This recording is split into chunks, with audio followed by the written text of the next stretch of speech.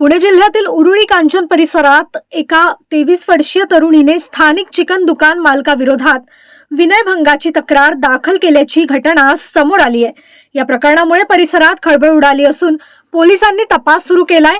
तक्रारीनुसार संबंधित तरुणी अंडी खरेदीसाठी दुकानात गेली असता दुकान मालकाने तिच्याशी अयोग्य वर्तन केल्याचा आरोप करण्यात आलाय।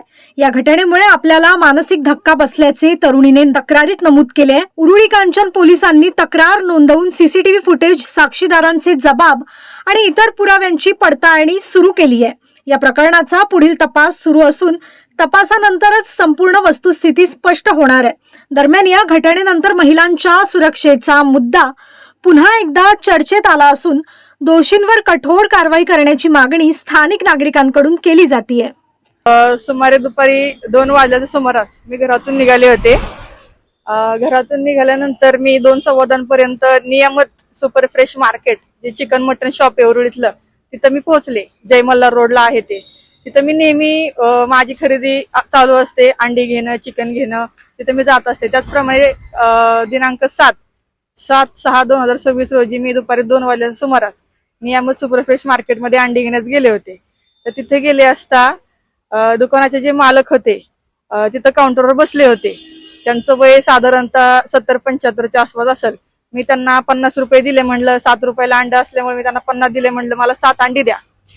काउंटरवर मुलं नव्हती, नेहमी मुलं असतात अंडी द्यायला, ती नसल्यामुळे मी स्वतः हाताने अंडी घ्यायला लागले। त्या माणसाने काय केलं, ओनरनी पैसे दिलेले मी ड्रॉवर मध्ये ठेवले आणि काउंटरवर उठून बाहेर आला। माझ्या उजव्या बाजून तो बाहेर आला। माझ्या उजव्या बाजूच्या खांद्याला त्याने जोरात थाप मारली। तसाच हात पाठीवर फिरवून माझ्या डाव्या बाजूचा खांदा जोरात त्याने दाबल्या क्षणी मला दुखलं। माझ्या मनाला लज्जा उत्पन्न झाली त्याने असं कृत्य केल्यावर। मी त्याचा विरोध केला। मी विरोध करायला लागले की ते म्हातारं, जो ओनर होता, मालक दुकानाचा, तो गाडीवर निघून गेला आणि त्याचा जो मुलगा तिथं सदर घटनेस उपस्थित होता, त्यांनी सर्व घटना पाहिली असताना देखील मी विरोध करतानाही त्यांनी मला काही रिस्पॉन्स दिला नाही। मी त्याला म्हणत होते की तुमच्या वडिलांनी जे केलं ते चुकीचं होतं, तर त्याच्यावर त्याच्या मुलाने मला काही रिस्पॉन्स दिला नाही। त्यांनी मला झिडकारलं। मी तिथून निघून गेले, घरी जाऊन मी पुन्हा दुकानात गेले। त्यांच्या वडिलांना बोलवा म्हणलं। दुकानात त्यांचे वडील त्या ठिकाणी उपस्थित नव्हते। मी त्यांच्या मुलाला विनंती केली, त्यांना बोलवा, माझी माफी मागायला हवा। त्यांनी माझं ऐकलं नाही, म्हणून मी त्यानंतर उरुळी कांचन पोलीस ठाण्यामध्ये फिर्याद दिली आणि आरोपीवर गुन्हा दाखल केला। नेमकं त्याचं पार्श्वभूमी काय आहे, त्याचं नाव काय?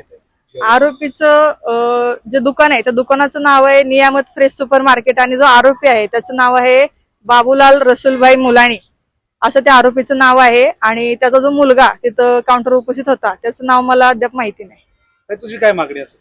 माझी हीच मागणी आहे की अशी घटना उरुळी कांचन मध्ये पुन्हा घडली नाही पाहिजे आणि माझ्यासोबत जे झालं, जे कृत्य त्या माणसाने केलं, त्याबाबत मला न्याय पाहिजे, मला न्याय मिळाला पाहिजे आणि त्या माणसाला शिक्षा झाली पाहिजे। कारण की उरुळी कांचन मध्ये अशा भरपूर मुली आहेत। उरुळी कांचन गावामध्ये भरपूर मुली वावरत असतात।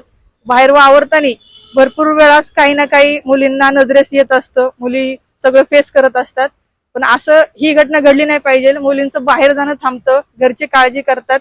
असं घडत राहिलं तर मुलींचं बाहेर पडणं खूप अवघड होऊन जातं। अशी घटना पुन्हा घडली नाही पाहिजे, म्हणून आरोपीला कठोर कारवाई करून कठोर शिक्षा झाली पाहिजे।